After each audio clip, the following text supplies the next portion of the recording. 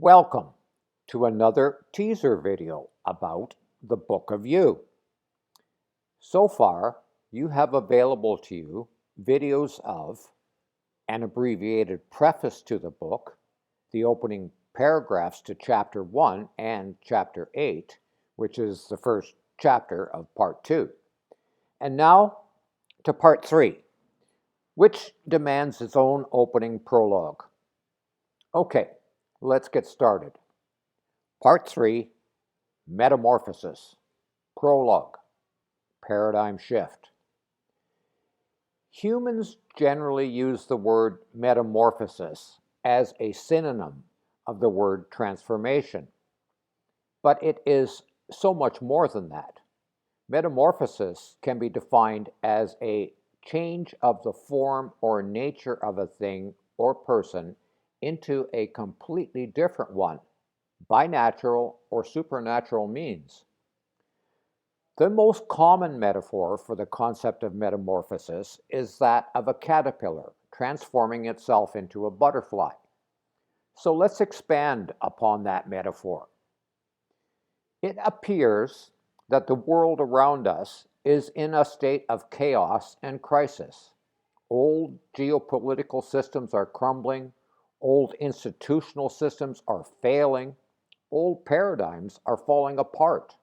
Old ways of thinking no longer serve to solve the chaotic problems we appear to be undergoing, and the crisis seems beyond our ability to control or navigate. But consider this metaphor.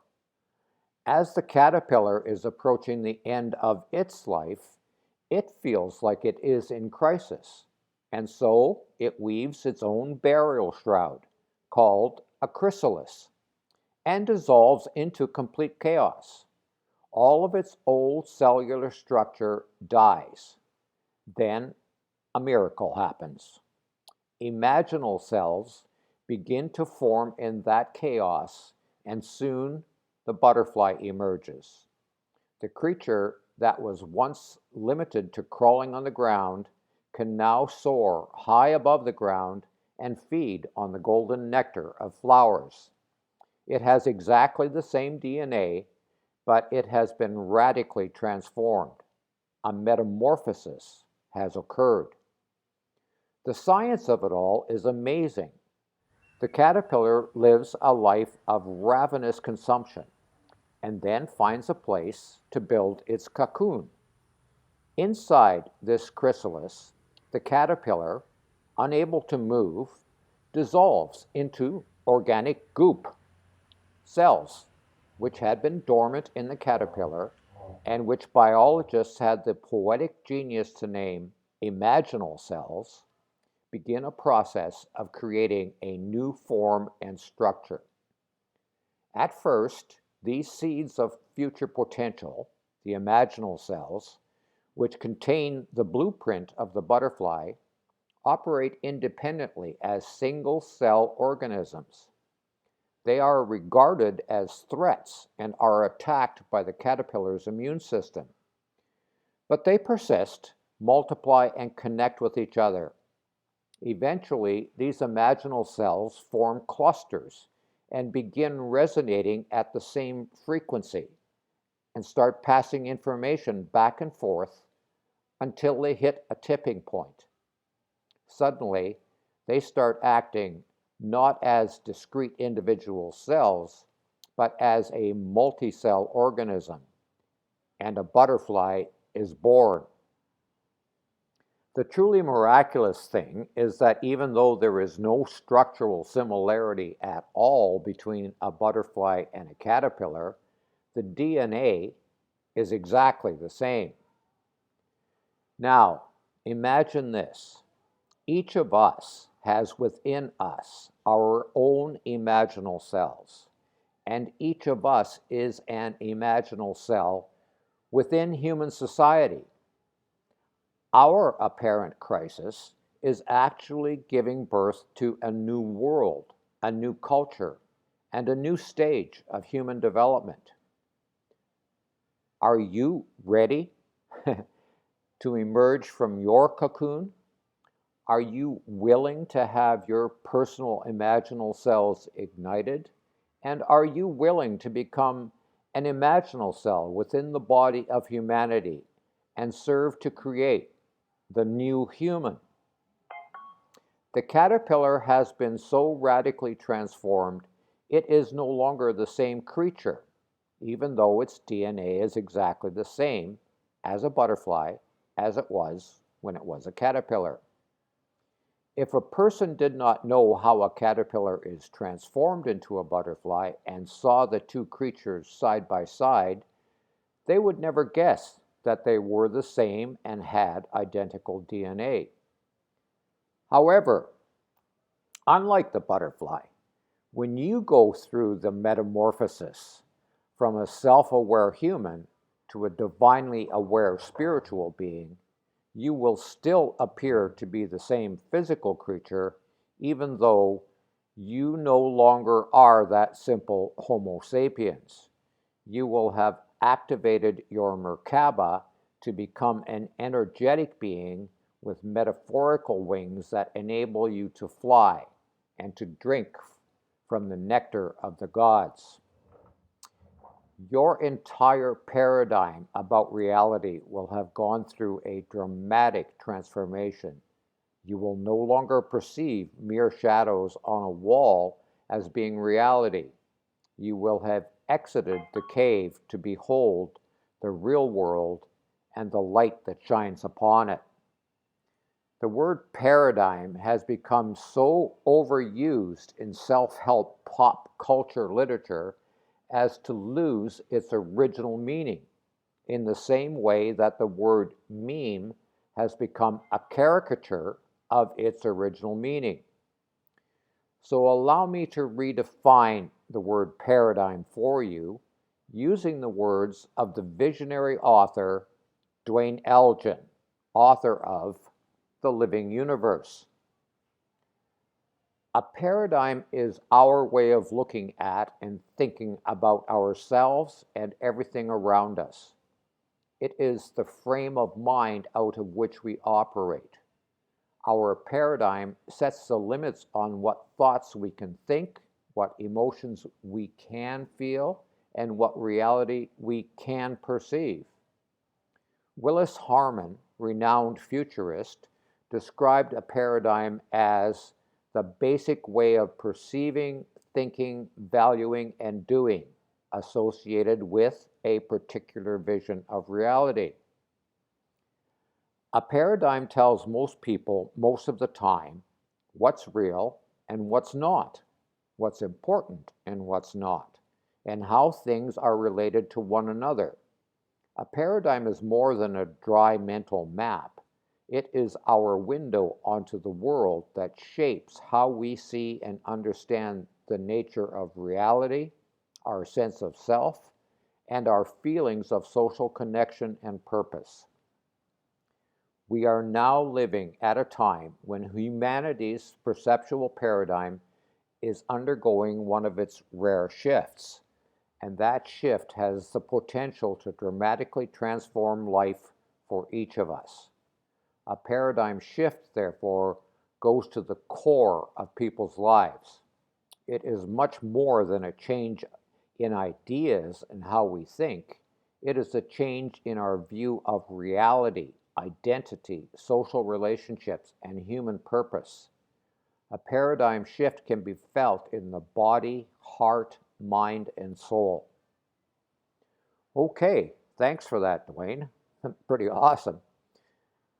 The paradigm shift that we must undergo in this precipitous time is transforming our seeing of universe as being not as a thing out there that we live within, but as a living, self-evolving, and self-actualizing entity that exists entirely within each of us, just as we exist entirely within it.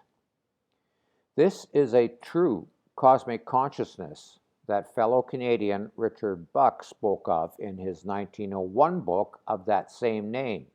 It is that deep knowing, or gnosis, that you and universe are one and the same, and that Prime Creator is omnipresent within universe. Okay, I will again quote Dwayne Elgin.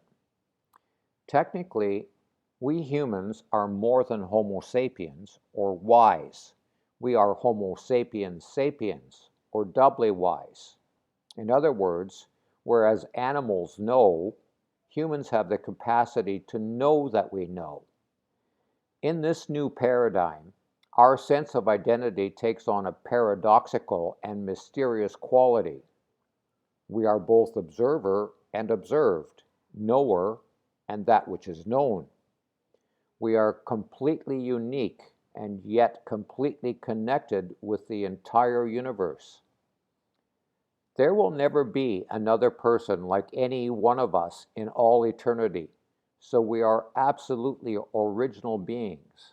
At the same time, since our existence arises from and is woven into the deep ecology of the universe, we are completely integrated with all that exists, awakening to the miraculous nature of our identity as simultaneously unique and interconnected with a living universe can help us overcome our species' arrogance and sense of separation that threaten our future.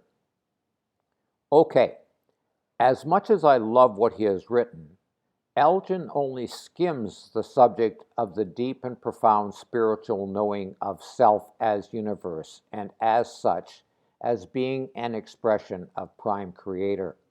He talks of perceiving the universe as a living entity, rather than a mechanical Newtonian clockwork thing, but does not speak of the spiritual knowing, the gnosis of our consciousness as existing within universal consciousness, and this same universal consciousness existing within universe and within each of us. To undergo a paradigm shift in order to perceive the universe as a living entity is not the same as truly experiencing self as universe and universe as self. When we have that experience, we are transformed into a partner with Prime Creator in the ongoing quantum moment by quantum moment recreation of universe. We have become universe, alive, self-actualizing, conscious, and self-aware. We have undergone a metamorphosis. We have become universe. It is in our DNA. Whether we see ourselves as merely human or we see ourselves as a divine expression of Prime Creator, we still have the same DNA, just as both the caterpillar and the butterfly have exactly the same DNA. When you gaze at the photos produced by the Hubble telescope of the multitude of galaxies, you are looking at a selfie. When you gaze upon the universe, you are also looking in the mirror. You are universe, looking in the mirror and seeing the glory and magnificence of self. You have transcended self to become universe. You have transcended self to recognize that the sacred essence of Prime Creator lives within you. This metamorphosis is what is necessary if we are to each, and as a collective, become able to fly off the precipice on which we now stand. That is, if we wish to avoid being impelled to jump off the edge into the abyss that we face right now, right here. As I wrote earlier, that abyss is the same void from which universe sprang forth. Prime Creator envisioned an imagined universe which sprang forth from that void. We can now envision and imagine a glorious future into which we can spread our wings and fly. Okay, we are about to enter into this huge paradigm shift, the gnosis, or knowing beyond perceiving or imagining, of self as essentially and fundamentally a spiritual being rather than a merely physical being. The transcendence of self, a metamorphosis. The whole purpose of this book is to bring you to this place of gnosis. Okay, take a deep breath. Let's talk about prana, breathing air, light, and love, and so much more. Okay, that was the prologue to part 3. Part 3 continues on from there to describe how you can undergo this paradigm shift and come to know yourself as universe and as an expression of Prime Creator. Thanks for watching this video. I hope you choose to read the Book of You, and I look forward to seeing you on one of our Zoom discussions about the book. The link is below this video. That's it. See you soon. Ciao for now.